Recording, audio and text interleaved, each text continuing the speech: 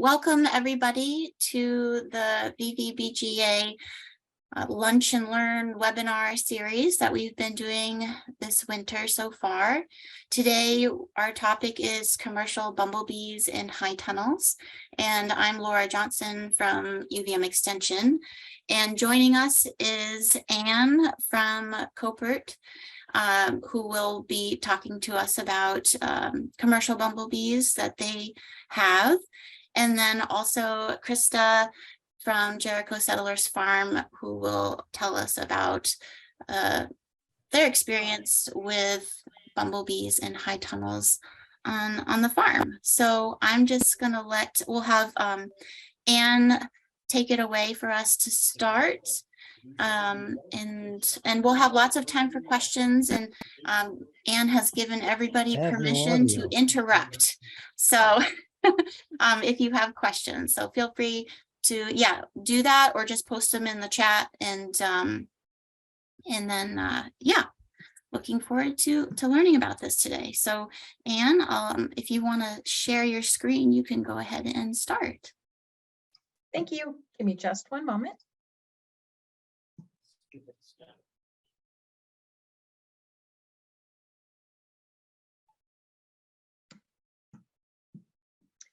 Okay, so hello, my name is Anne Coleman. I have been the inside sales representative for Pollination at Koppert for a little over 7 years. And first, I would like to thank Laura for inviting me, and for all of you that have joined to learn a little about bumblebees and high tunnel pollination. So thank you all for taking the time today. While we are here to talk about pollination, I wanted to tell you a little bit about some other things that Koppert offers. So we do offer a range of beneficial insects and microbial products as well. And for more than 50 years, we have continued to explore, formulate, and introduce natural solutions that are locked in nature. So today, the next generation of Koppert is leading our family company into the future. How come you can't get this up there? We have over 30 subsidiaries all over the world, and our solutions are currently being successfully applied in more than 100 different countries. So our bumblebees here that we're going to talk about are produced in Howell, Michigan. And bumblebees are known for their often plump, hairy bodies and that beautiful humming or buzzing sound that we will talk about a little more in depth later. But the bumblebee is definitely admired for being one of the most superior pollinators on the planet. So like Laura said, please let me know if you have any questions during the presentation, and I would be more than happy to answer them. So let's talk about the agenda today. So we're going to talk about the life cycle of bumblebees. We're going to talk about pollination, why bumblebees, and then we're going to talk about the differences between the hives that Koppert offers, which is our Natipole Excel hive and our Natipole Excel startup hive, and why, and which one and why you should use that particular hive in your high tunnel. So the first thing that we're going to talk about is the life cycle of the bumblebee. So we have kind of a, we have real pictures here on the right, and then just kind of a cartoon version of the life cycle of the bumblebee. So if you can see the very first picture there, a queen bumblebee hibernates alone and underground throughout the winter season. So I'm sure in Vermont, your weather is probably a lot like ours here in Michigan, not too far off, and spring is knocking right on the door. So happy spring, everyone. But the queen bumblebee hibernates alone underground throughout the winter season. And before hibernation, a new queen will leave the nest and mate with a drone. A drone is a male bumblebee. And as temperatures rise and the spring season emerges, the new queen bumblebee is going to wake up. And that's the bee that you normally see in the springtime, the bigger, hairier bees that you can hear. So she's going to start foraging for pollen and nectar, as well as searching for a suitable nest site. So where they hibernate is not where they'll actually make their their new hive. And once a nest is chosen, she will start laying eggs to build her own colony. Approximately 4 weeks after the first eggs are laid, the first worker bumblebees, which are all non-fertile female workers, they start emerging, and they will carry out both work inside and outside of the nest. Worker bees are going to forage for both pollen and nectar to provide resources for brood as well as maintaining the nest.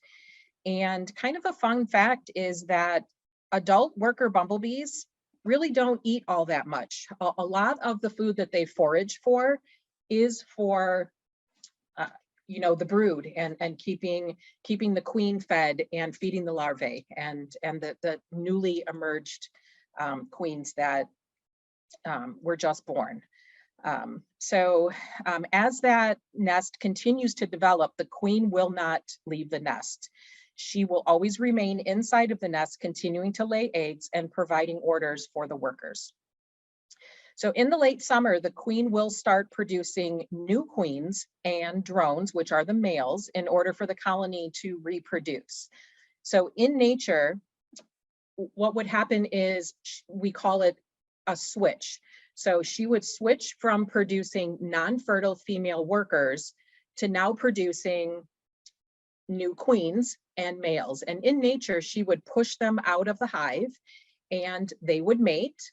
And the new queens will mate with the males. They will leave the nest and then the cycle will continue. The old queen and the nest will decline naturally in late autumn and will unfortunately die off. So the only thing at the end of the season, before winter, that will remain will be the new queens. So the mother queen that was in there, all of the workers, the males will all die off, and just those queens that are now fertile will go and find a place to hibernate for the next, who knows how many weeks, depends on how cold it is. So with that said, the queen will live for approximately 1 year. The workers, about 3 weeks, but that can be dependent on species. The males, just a few weeks, usually a couple of weeks. And fun fact, bumblebees are ground dwellers. So even though your bees are going to come to you in a box, you really don't want to keep them up too high when you're placing them in your high tunnel because they are ground dwellers. So you want to keep them pretty close to the ground. So the life cycle of the bumblebee is pretty fascinating. And when you think about a bumblebee hive in your own yard that you find, I don't know, say in an old rat's nest or in the woods or something like that, to think that that hive is going to start from just one queen bee and grow to anywhere from 60 to 300 bees is pretty fascinating. Any questions? Not yet in the chat, so you're free to continue on. Excellent. So next we're going to talk about pollination. Pollination is basically the transfer of pollen from the anthers to the stigma or stigmas of a flower. Tomatoes are self-pollinating, so containing both male and female parts, a stamen and a stigma. The pollen simply needs to fall around the plant for pollination to occur. And this can be done by wind pollination, a gentle breeze. But studies have shown that the buzzing action of bumblebees is most effective. And this brings us to the importance of something called buzz pollination.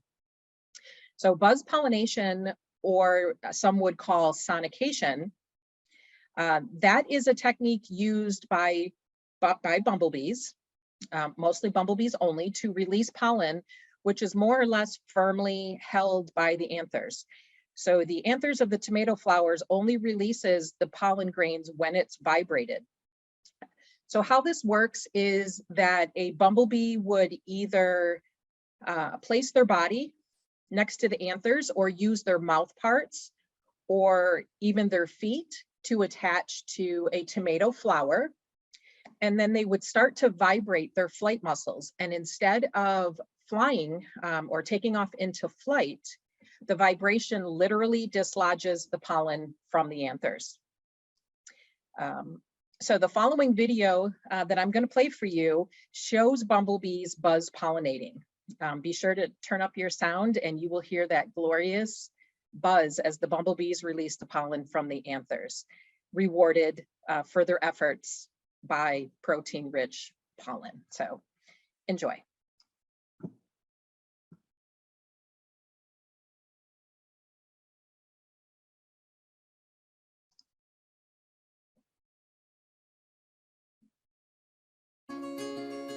In a number of crops, such as tomato and blueberry, the pollen-bearing stamens are hidden.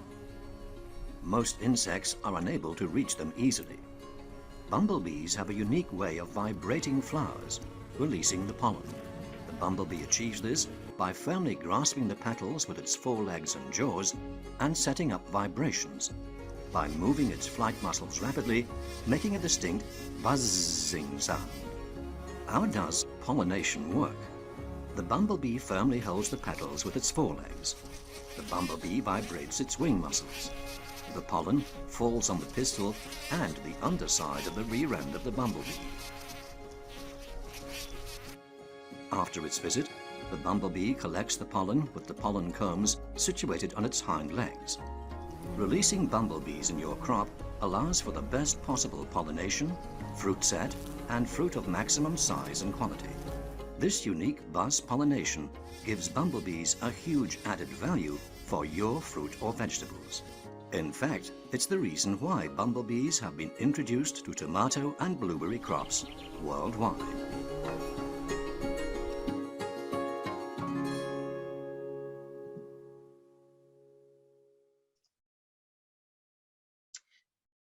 So that is buzz pollination. And although that was in blueberries in an outdoor setting, I can't tell you how many customers I have that are tomato high tunnel growers that rely on these little guys, ladies, I should say, these little ladies to do the work that, you know, some of you may be doing by hand with hand vibrators or leaf blowers even.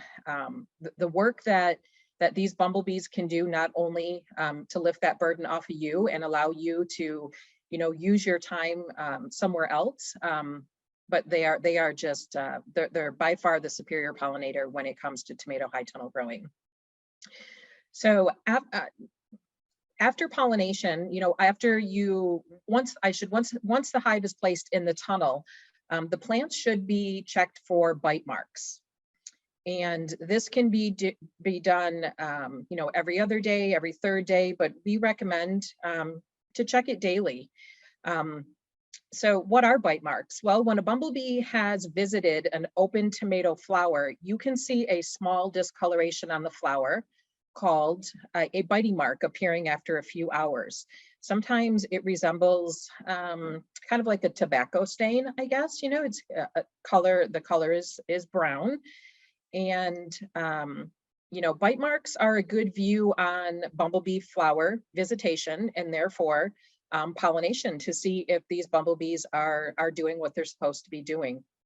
And if other conditions for fruit set are good, you should see these bite marks.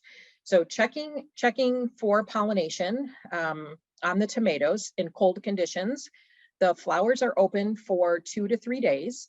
And in hot conditions, the flowers are generally open for less than a day. But in both cases, 100% of the closed flowers should be pollinated. Checking the flowers, as I said before, should be done at least 3 times a week, but even better on a daily basis. To check if pollination is adequate, take approximately 10 to 20 closed flowers from a single row and open them and check if they're pollinated. And try to do this in rows which are situated at the 4 corners of your high tunnel. And the best time to do this would be in the evening. For a quick check on open flowers, if you see less than 1 bite mark per flower at the end of the day, you should think about possibly introducing more colonies of bees. But if you, on the other hand, are seeing more than 5 biting marks per flower, you may want to temporarily feed pollen to your bumblebees We do sell very small portions. We sell 1/10 of a pound and a full pound of fresh pollen that you can use to supplement feed your bumblebees if you're noticing that there's overpollination happening in the tunnel. Overpollination can be just as much of a problem as underpollination. So this is a very important part of pollination, just to watch to see, what may be happening. If there is overpollination, it can cause that whole flower to turn black, drop off, and there will be no fruit set. So the next slide shows some classifications of bite marks. There's level 1, level 2, which, if that's what you're seeing consistently in your high tunnel, you may want to think about incorporating an additional hive. If you're saying level 4 or 5, you need to think about, supplement feeding those bees or closing down the hive for a couple of days. And I'll talk with you about how to close down the hive as well in a couple of slides going forward. Level 3 is really what you want to see. Any questions? There is a question in the chat. It is, I think, referring to before when you're talking about the life cycle. And Okay. they ask, do animals dig up the nests in the autumn? And how do you tell it was, I think they said honeybees, but I believe they maybe meant to say bumblebees. Sure. I don't know if you know the answer to that in like the natural world and bumblebee nesting, but that's the question. Sure, that's a great question. So in the autumn, really what's going to happen, I'm not sure if you're asking if after the new queens have emerged and now the new queens are going off to hibernate on their own, and then you have the nest that's left with the dead, pretty much the dead bees that are inside of there. That hive is, there are many, different types of that hive. There are, said my internet connection was unstable. We can't have that. Because inside of that hive, where the new callows or the young bumblebees have emerged, after they emerge out of a pod, they use that to collect and to store up little bits of nectar or bee bread that they make. And, sometimes all of that is there and it is pretty attractive to other insects and animals. So yes, that hive, the answer is yes. Okay, thank you. Yeah, You're that welcome. was great. Yeah, your internet did pause just for a second, but you came right back, so no worries there. Excellent. Yeah. Okay. We have another question about that scoring chart that you just had up. Yes. The question is, what is the problem associated with levels 4 and 5, and how much yield or quality reduction occurs? Sure. So the problem with level 4 and 5 would indicate to you that these flowers are being repeatedly hit over and over again. And that may mean that there just isn't enough flowers in this high tunnel for the number of bumblebees that you have. I'm sorry. This means that yes, you may not have enough flowers for the number of bumblebees that you have. So you may consider either A, supplement feeding that hive, or B, if you just want to give your flowers a rest for a couple of days, you really don't need to supplement feed the hive. You can just close the hive down and collect your bees and maybe keep it closed for the next couple of days, to give your flowers a bit of a break. But levels 4 and 5 definitely will alarm you that there is too much pollination going on. Did that answer your question? I think so. Okay. And then there's, I can keep going with questions, or if you want to keep Sure. going. Oh, Okay. no, that's fine. There's another question here, and it says, you mentioned 2 types of hives. Are these equivalent to B and C type hives? Good question. So That is actually equivalent to our Class A and Class B. That's what we used to call them many years ago. But now the new name is for the Class A would now be the Natipole Excel. And what you're used to, the Class B, is now the Natipole Excel Startup. And the Class C, unfortunately, that is not a hive that we carry any longer. We found it to not perform in the way that we wanted it to. So it's just a hive that we don't carry any longer. So there is a choice of two. Great. And I'll explain to you the reasons why you should use both of those in a little bit later in the presentation. Okay, and then one more just came in. How long does pollen last if frozen between seasons? Excellent question as well. A couple of years. As long as you keep it frozen, that pollen should be good for you for a couple of years. Great. Yeah. All right. So we're going to talk a little bit about the difference between honeybees and bumblebees, and why don't honeybees work in a tunnel? Well, honeybees are extremely discerning in the choice of their food sources. And tomatoes, honestly, are never pollinated by honeybees due to a couple of reasons, due to the small size of the flowers and the buzz pollination required to achieve that successful pollination that we talked about.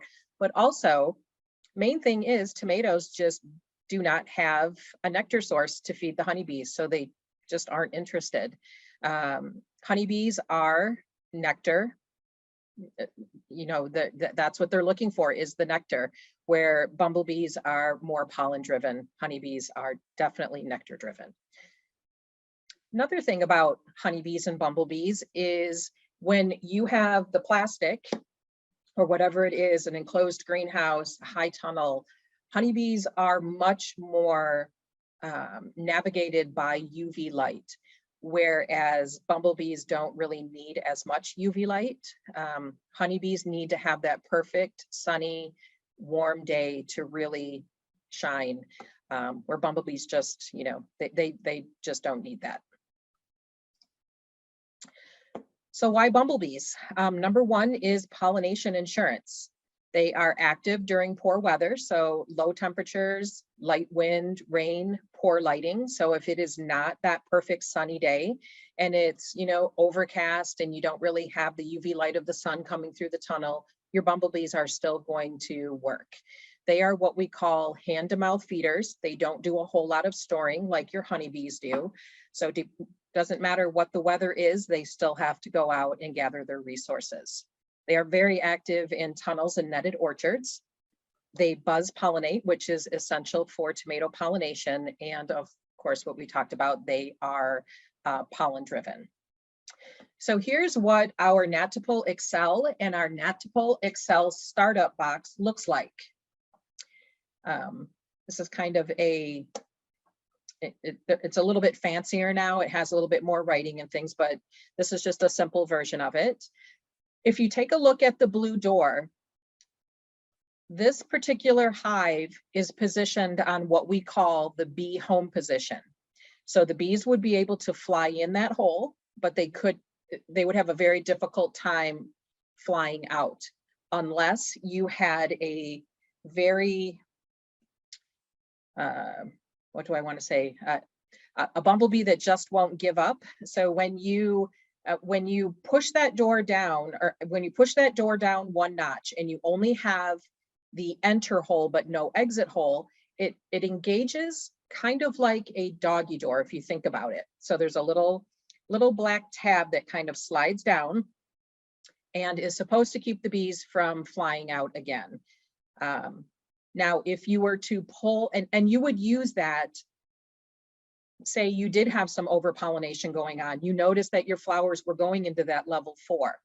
You may want to position that door down one notch to that bee home position where you only see one open hole a couple of hours before it gets to be dark.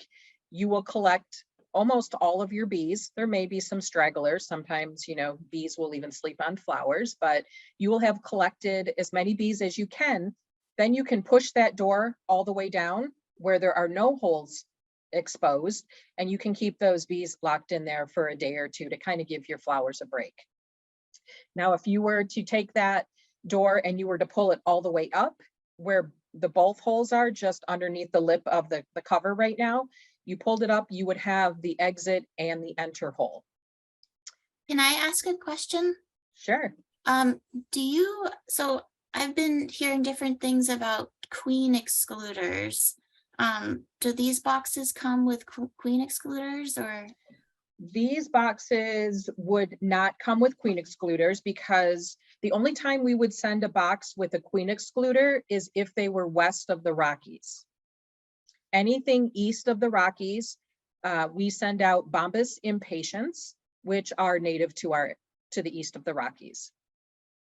So the only time that we would send a box with a queen excluder is if you are west of the Rockies and the Bombus impatien is not native to the area. Then we would send it without, we would send it with a queen, but there would be what's called a queen excluder door. And it's a door that is so much bigger that the queen cannot get out, because we don't want the new queens being able to get out and reproduce.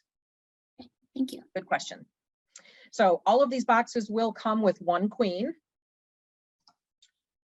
approximately 80, 90 workers. Now, I will tell you that we don't count bees. We go by more of size and health of the brood.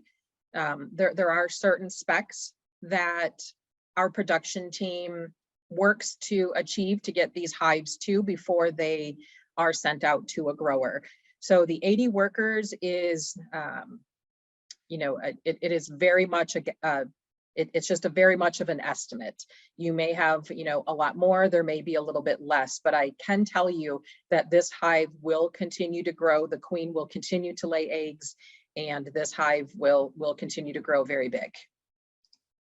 There's also immature stages. So there's all different stages of life in there. You have new bees that are being born. You have adult bees that are getting ready to die. You have some that are just getting ready to go out and, help out with gathering of pollen. So there are many different stages of life inside of this box. And depending on which hive you are going to use in your tunnel, the startup hive normally will last you 7 to 8 weeks, and the Excel hive will last you 8 to 10. Again, these are very much estimates depending on the environment of your tunnel. Some people, actually, the hives will go on to 11 to 12 weeks. But then again, if you take into consideration that before we send this hive out to you, we've already advanced their life cycle by a couple of months. So by the time the hive gets to 10, 11, 12 weeks, they are very much into queen production. These hives are also, one hive is good for a high tunnel that is anywhere from 1,000 to 8,000 square feet. And also depending on how many plants and what type of tomatoes you're growing. So if you're growing, let's say, cherry tomatoes or grape tomatoes, where the bloom density is much higher, depending on the size of your high tunnel, you may be a candidate to use a couple of hives. I always say, if we're kind of on, the cusp of should I use 1 or 2, start with 1. We can always introduce a second. Start looking at your bite marks. I can get a hive out to you, within a couple of days usually. But 1 hive is good for 1,000 to about 8,000 square feet. I always talk with, each customer that calls in, each grower, to really see what type of plants you're growing and the amount of plants. So I don't go just only by square footage. So in the next slide, I'm actually going to show you another video on the setup of this gnat-to-pole hive. When you first receive the hive, the first step that you'll always do, which they don't show in this video, but it's an extremely important step, is that underneath there, inside of this box, there is a black liner which contains your bees. Underneath that black liner is going to be a black cap, which is attached to a bladder of sugar water. Because there is not a nectar source or hydration for the bumblebees, we supply that inside of this box. And uncapping that wick, putting the black liner back down will push that wick up through the black liner so that the bees can just kind of crawl over to it, use their long tongues, and be able to hydrate. They are one of the only bees that can actually carry nectar and pollen at the same time. So before they go out to gather pollen, usually they'll take a little drink and fill their little tummies up with a little bit of nectar for energy, and away they go. But that is your first step when you receive the hive, is to uncap that sugar water. If you do forget to uncap that sugar water, chances are you will lose your bees within a couple of weeks. They cannot go without hydration. So that is an extremely important step, and one that I remind our growers every time they call in. Even if you've used our bees for 20 years, you'll still hear me remind you, uncap the sugar water, because it's easily it's just easily looked over. Secondly, when you go to open this hive, when you pull that blue door that you see there all the way up, you're going to notice, you'll be able to see the enter hole, but the exit hole for the bees to get out upon arrival is going to have some brown paper covering over it. We place that there so that the bees can acclimate after shipping and for your protection when you open the hive. Bumblebees will generally chew through that, usually within 30 minutes to 24 hours.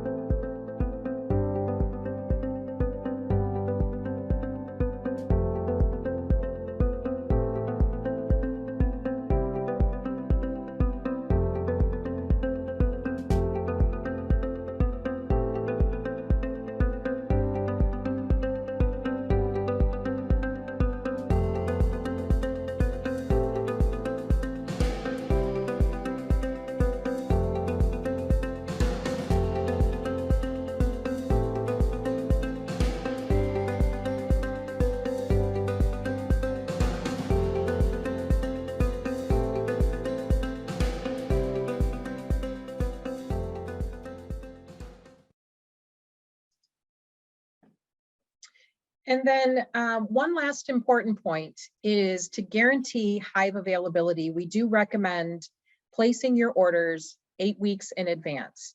That is how long it takes for a hive to develop to be able to send out to you. We do start with, just as in nature, a queen and one worker. And we build that hive over 8 weeks with a lot of patience and love so that it is ready to send out to you to do what you need for it to do, which is pollination. Bumblebees, unfortunately, are not like car parts that I can, just set up on a shelf and have a lot of stock. So once we've sold out for a certain period, then we do have to wait for the next set to come, which is another 8 weeks. So we do understand that ship dates and even quantities may change, and all that takes is a quick phone call to me or an email, and I can make sure that we get those bees to you when you need them. And also another important fact in that video you watched is remembering that bumblebees are ground dwellers. So even though they're inside the tunnel, you want to make sure that they are in a shaded location and just a little bit up off the ground so that the ants and things like that don't get to them. I usually say like cinder block high, or like a Home Depot paint bucket high off the ground, or just in line with your tomato flowers or plants works well. So again, I'd like to thank you for your time, and happy pollinating. If you have any questions, you are welcome to call me or email me. I'd be glad to always help. Okay, great. That was awesome. Thank you. We do have some more questions. And one of them you just mentioned about a little bit. And the question is, how do you keep ants out of hives? So the way that you keep an ant out of the hive, I'm going to try to end this so I can, whoops. Did it stop sharing? We are still seeing your, there you go. There we go. You're good. Yes. Oh, good. Stopped sharing. Okay, excellent. So to keep ants out, a couple of ways that you can do that is if you can see the path that those ants are traveling up, you can use Vaseline, something that's, will kind of detour them, or even build like a little water moat where, once they get up to a certain spot, they fall into the water. In numbers, if they start traveling, up a certain spot and they get into that hive, they definitely can overtake the hive. So yeah, they have been a problem in the past, but if you can see where they're walking, you can try to use some kind of Vaseline or something to deter them. I have had this experience with honeybees and ants, and it was suggested to me to make a moat, like you mentioned, with oil. And I did that, and a bunch of my bees died. They drowned and died. I don't know if that would happen with bumblebees, but just a word of caution. It could, right? I have heard from many customers that have asked that same question, and they have used the moats, and it seems to work okay, but I can see where that could happen. Yes. Right. Yeah. So another question we have here, last year we received hives with the sugar water cap already removed. Is that typical or just an oversight? One of them had leaked through the hive during shipping, and I was curious if they are sometimes shipped uncapped if the transport is expected to be long. I'm going to say that chances are that was an oversight, because all of our hives are generally shipped UPS 1 business day. They all go the same transportation route. So I'm going to say that was an oversight.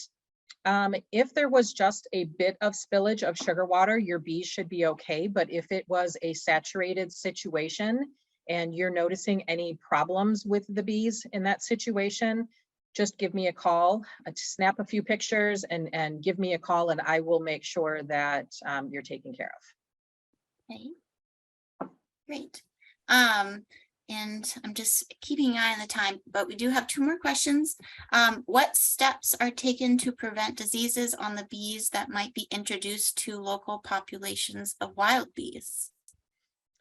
I can tell you that the facility at Koppert is checked and rechecked and checked again for quality, and the bumblebees leave our facility disease-free. Okay. And then finally, before we move on, how much do the hives cost? Oh, excellent question. So the startup hive, which is the hive that you would use for a greenhouse that is near or in full bloom, so it's more flash pollination, comes with more workers.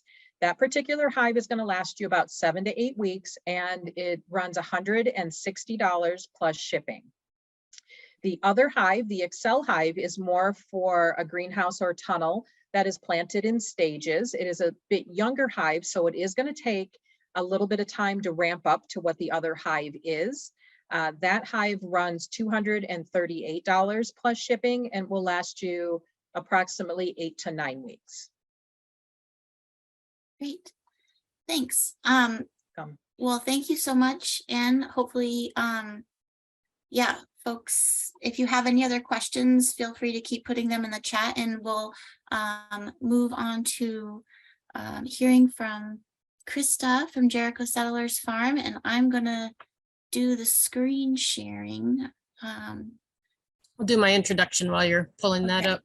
So hi, everyone. I'm Christa Alexander at Jericho Settlers Farm. We're in Jericho, Vermont, up near Burlington. We have, well, I guess we're up to like 19 tunnels now, and we do a lot of early season production. So in terms of bees, we're looking at early tomatoes. And you can go ahead to the next slide, Laura.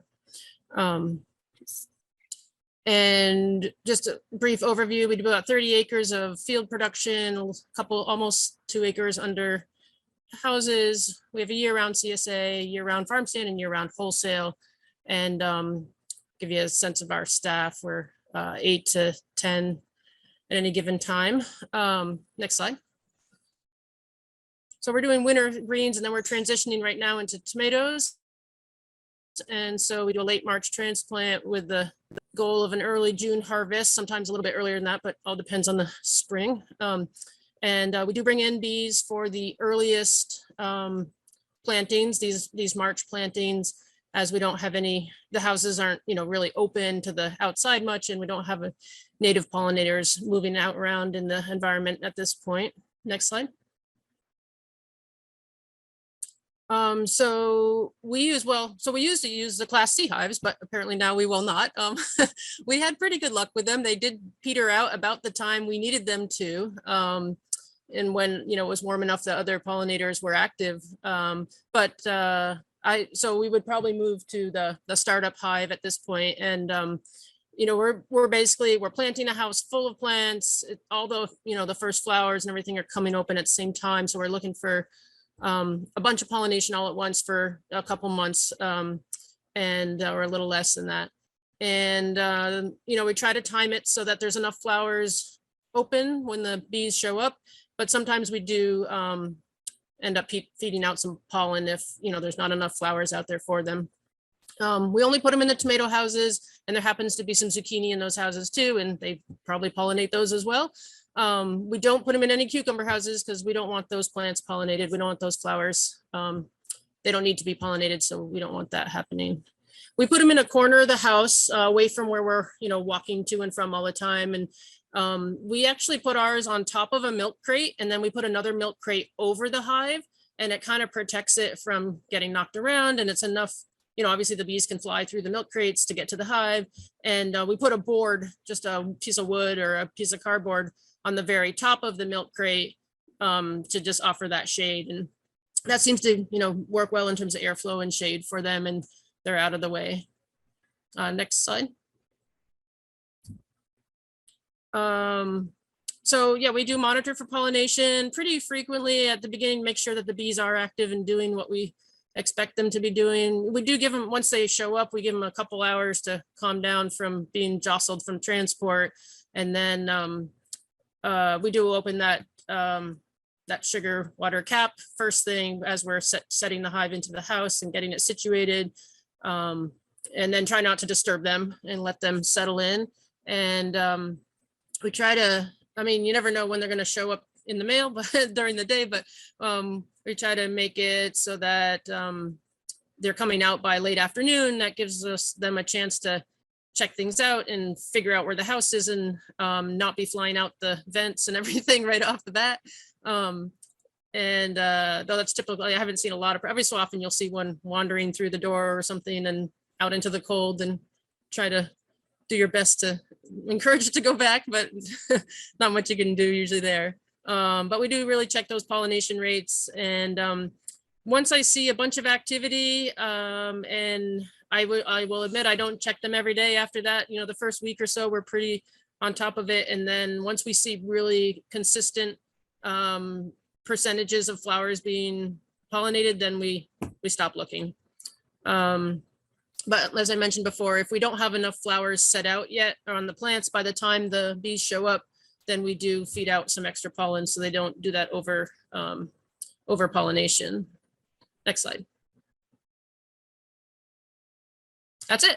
So this is in a nutshell, because Ann did a great job explaining all the ins and outs of how it all works, and just the practical part of it is like, get them in the house, take care of them, watch them for a little while, make sure they're doing what you want them to do. Keep them, protected from the other activity in your house, so you're not disturbing them all the time. In terms of working with them in the house, they're fine. They're not aggressive or anything like that. They're pretty fun to watch. It's amazing what they do. We have our biggest houses are just under 8,000 square feet. We only use one hive, and that works for us. And then we have some smaller houses, and those also get one hive. So I think that's it in terms of the practical aspects of them. Great, thank you. What week do you try to get them in your house for, or in your houses for? So ideally, when we set out our plants, they're just starting to have that first flower cluster on, and typically we want the bees there for sure. By the time that second cluster is on, we will hand pollinate those first clusters if we need to, or just, vibrate the plants if we need to. I kind of try to get them there between the first and second cluster, because I find the first cluster, there may not be quite enough in the house yet for them. By the time there's a couple clusters on each plant. And if you have 2 leader, well, the second leader is usually behind it's setting a cluster with the second cluster on the first leader. So by the time that second cluster is coming around, there's a lot of flowers. So that seems to work. Like I said, we don't always have it perfect, and it depends on availability. You don't want to wait too long and then not be able to get them. So we do feed out pollen if we get them in earlier than the flower need is there. Well, I have a couple of questions. I have a question for Ann on feeding the. Instead of chat. Thanks, both of you. That was really interesting and helpful.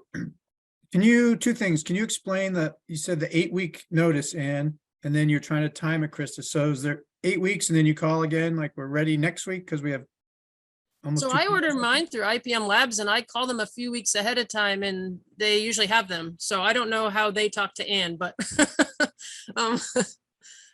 So IPM Labs is one of our distributors, and they would basically take your order and then just send it on over to us.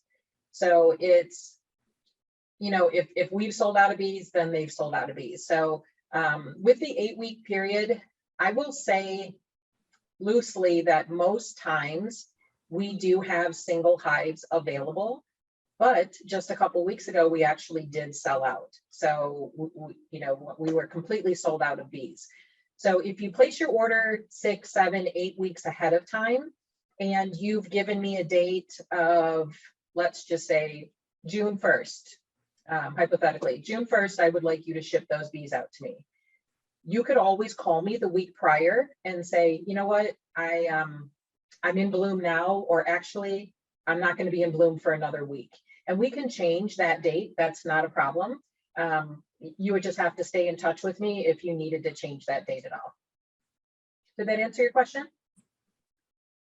Does for me, I guess you'll have to figure it out with IPM Labs.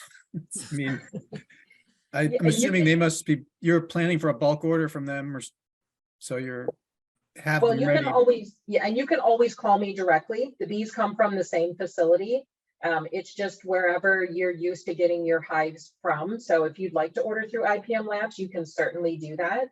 Or I put my number there on the chat. You are welcome to call me directly to place your order, right from our office. But I say the 8 to 10 week or the 8 weeks because that truly does guarantee hive availability. We all know with weather, we're not sure, sometimes things will be a little bit later than when we normally thought. And sometimes it might be a little bit earlier. If it gets, if it starts to heat up and plants start growing, you might need it a bit sooner. So I say just to stay in touch with me. And if you're noticing that you need them on a different date, we'll just change it. No worries. And I have a question for you about feeding out pollen. Is there a best way to do that? I mean, I just sprinkle it around on plants and underneath to some extent, but. Well, that's what I was going to ask too, Christa, is just elaborate, like, where do you get that pollen? How much are you using? And then Ann can answer your question too. Sure, of course. So if you lift up the flap, the yellow flap on your hive, on your box, and the black liner that you have removed to uncap your sugar water, if you look on that black liner, there is a little groove. And that's really where you place your pollen. And there's some slats, some slats there where the bumblebees will come up and kind of eat off of that. Now you have to think about if you were to take a tablespoon of pollen and push it down through the grates into their hive, until all of that pollen is gone, if you're ready for them to pollinate the next day and they already have food there that's accessible to them, there's no need for them to go out to work. So by placing it in that little cup that's already kind of imprinted inside of that black liner, place maybe half of a teaspoon in there. If you're only looking to supplement feed for a day or two, that should be plenty. And then, you know, if you're ready for them to work the next day, you can even try to, you know, take that pollen off of the top without, you know, disturbing the bees. So really that little divot in the black liner is made to hold pollen. And you purchase the pollen from me. We sell it in either a pound or a tenth of a pound. And the tenth of a pound, I want to say, runs $5 and change. And the full pound is around $15. And of course, those are both good for you for about a year and a half to 2 years in the freezer. I have a question. Is the pollen collected from bumblebees foraging, or is it pollen from honeybee foraging? Yes, it is pollen from honeybees. Okay.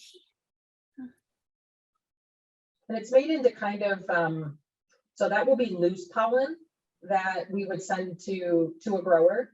But the pollen that we feed inside to grow our bees is made into kind of like a tubular pollen cake, sort of.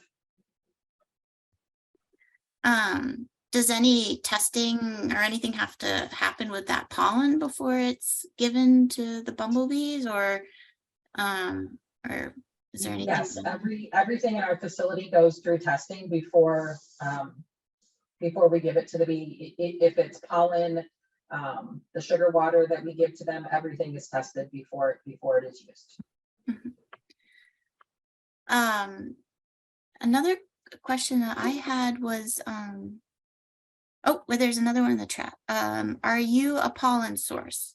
I think you Yes, I would mentioned. be. Okay. When you order your hive, if you want to, you know, just purchase a small bag of pollen just in case, you can do that. Great.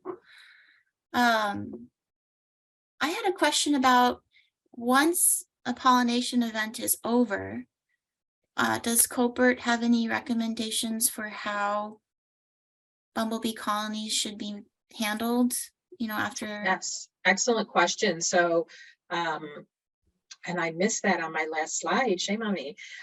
So once you no longer see any activity coming out of that hive, you can just leave it set there until you no longer see, you know, any bees coming or going. And then you can either recycle the box or burn it or just throw it away. Now, if you do have some live bees in there still, and you're not sure, but you want to, you know, get that hive out of your tunnel, you can always just put it out, you know, somewhere over into the woods, into a tree line, somewhere like that, and just let them die off naturally, and then just throw the box away, recycle it. That box is made out of cardboard, so it cannot withstand the elements, and it can be recycled. So, I had another question and now it just escaped me. Never mind. I don't think I see other questions in the chat currently. And this meeting has been recorded. So for folks that may have missed the beginning, you can find it. It'll be on our YouTube channel. And you can revisit it there. And I don't know if anybody else has any other further questions. I also heard from last year someone receiving box and it had dead bees, and so in something like that happening, would they just need to call you, and you know, something probably happened during transport?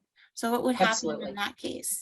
Absolutely. Anytime you notice anything that you do not feel comfortable with, or you may think is a problem with the bees, really, you're my eyes. Once those bees get to you, your feedback is very important to me, be it good, bad, or indifferent. I welcome those phone calls.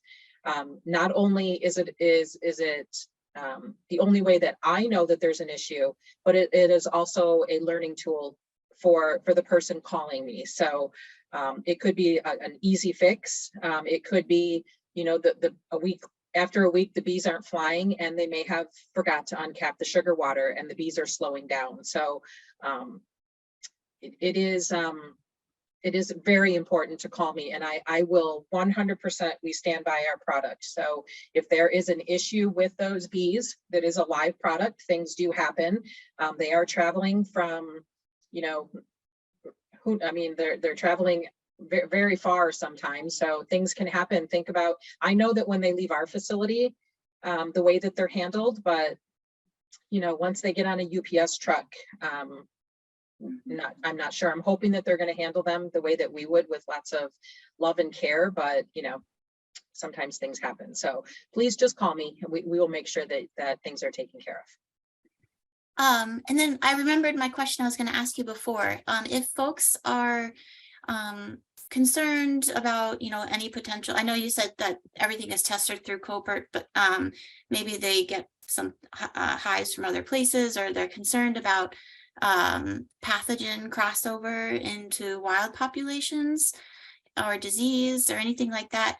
Can a queen excluder be purchased from Koppert? I've also heard of like wild bees maybe getting trapped and looking for nesting in these like commercial boxes, and so maybe having a queen excluder as a way to help prevent that. Is that something that you can order? Or I don't see why not. Sure. Okay. Yeah, Okay. I don't see why that would be a problem. If that's what is requested, I don't see a problem with that. Okay. All right, cool. Yeah. So yeah, and if you have slides that you don't mind us sharing, we can also post those. So folks that weren't able to make it this afternoon can see all that information. And I know there were some videos in there. So or if there's links, maybe we can put those up and people can see those videos at another time. But Sure. I really, appreciate both of you coming and sharing today. And thank you everybody who is on the call. Thank you. Thank you. Yeah. All right. Have a Thank you great very day, much. everybody. You too. Thank you. Bye. Bye-bye.